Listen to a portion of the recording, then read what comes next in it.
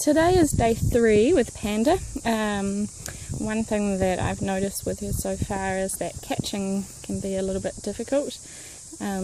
She gets quite worried when you approach her, and then her go-to is to kind of turn her bum to you when she gets a bit worried. So what I've been doing with her is just coming up, approaching her, and if she faces up to me, then I kind of back off and just leave her alone a little bit. But if she turns her bum, then I'm going to create some energy and send her away.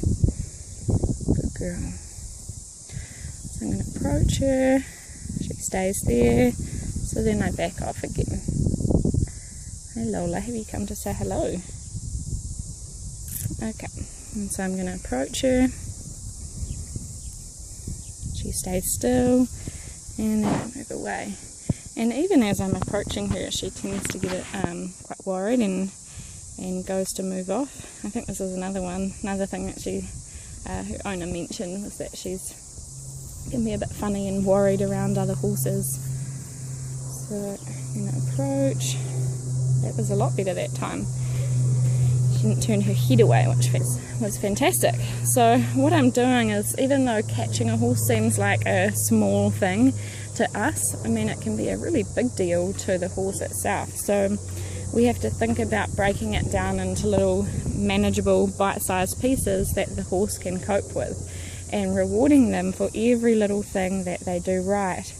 If we think about children, like when they're babies, we reward them for their first smile, and we congratulate them, and we laugh, and we make it feel really good. And we don't expect that baby to get up and walking straight away, but quite often we put this on horses to expect far more than what they're actually capable of. Good girl. Especially ones that can tend to get a little bit worried. Some horses you find, like those ones that are almost born to it and they want to be with you all the time, and that's great, but not everybody is like that. So you can see just there, she kind of leant away from me, but it's a lot better than what she was doing just a few moments ago. I didn't get it on camera, but she was actually turning her bum to me and walking off.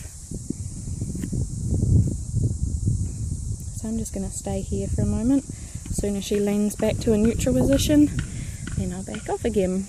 So I want you to be aware of, when you're working with your horse, what sort of body stance they have. Are they leaning towards you? Are they leaning away from you? Or are they just standing nice and relaxed and neutral? So you can see she shifts away from me, and she kind of shifted back into more of a neutral position.